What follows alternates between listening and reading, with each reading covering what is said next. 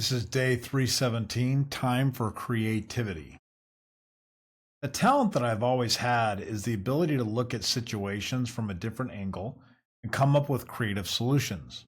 To me, these always seem obvious. To others, they seem obscure and unexpected. This is second nature to me and sometimes a little distracting. Sometimes I need to see a clear path without constantly trying to take off on divergent side trails. So talent has some drawbacks. However, I have had often pondered what causes me to think this way. Perhaps I'm just born that way. It is in my DNA. Or is there something that I am doing that is different that causes me to think this way? I think the answer is all of the above, but today I thought of one thing that I have done since I was a child that was always considered strange by other people. I will go back to my elementary school days. In the first and second grades, I spent a lot of time as a young child clinging to my parents because for some reason, I had a heightened sense of my vulnerability. I knew that I was at risk. If my parents disappeared, then there was no way that I was going to feed myself or survive. I'm not sure when this thought came into my head, but it was there early on. As a consequence, I spend a considerable amount of time thinking to myself about how things work and why they worked, so that if I had to, I could survive on my own. So when recess would come around, I would go hide somewhere and process what I had been observing and thinking. I would act out little games or invent scenarios that I would have to react to. I found myself repeating things I had said frequently to check their accuracy. I'm sure I was weird to the other kids, and they often told me so. Occasionally, I would get dragged out of my reverie and get forced to play whatever childhood game was going on during recess or lunch breaks. One particular week, a girl named Julie created what she called her army. She organized her fellow students into groups and had a leadership structure. In retrospect, Julie was a smart cookie. A girl in third grade already showed an aptitude for organizing people, issuing orders, and receiving field reports. I instantly went into my contrarian thinking mode and started providing a few kids around me grounds for opposition to Julie's army. We called ourselves the Renegades, by the way. Soon enough, I had a small group hanging out in a different area of the playground, and we had inadvertently created an enemy on which Julie could focus her ire. This became the playground game for the entire school year and also spilled over into our neighborhood. Julie, the highly structured thinker at a young age, and I, the highly unstructured, chaotic thinker, were diametrically opposed. We had yet to learn what was going on here and how this had developed, but as I got older, I found this awfully intriguing. What was the fuel that got me to behave like this in second grade and then thereafter for the rest of my life?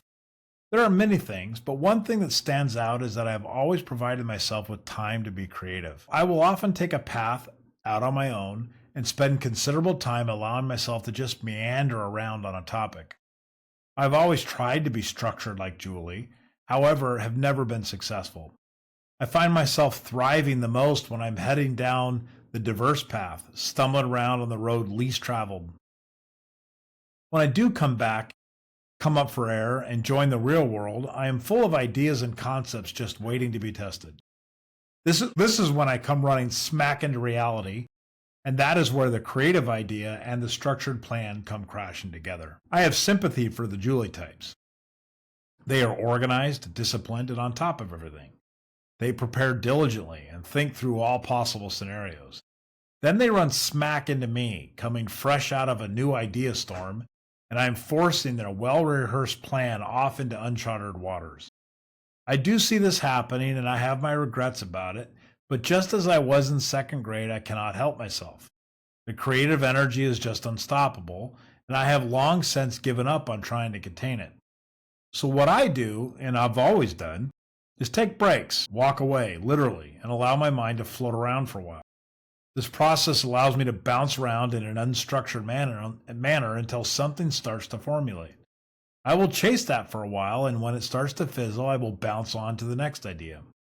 I do this when I'm not paying attention to deadlines, expectations, or requirements. This is why I was a straight C student in high school, who could go toe-to-toe with any teacher on any given topic, and frequently would. They would give me a C out of mercy, knowing I was an intelligent kid but hopelessly unfocused. Creativity is fueled by time away, time unstructured, and without constraint. Sometimes I feel really down, discouraged, or despondent. I've noticed that this occurs almost always when I have not given enough time for my spirit to roam free.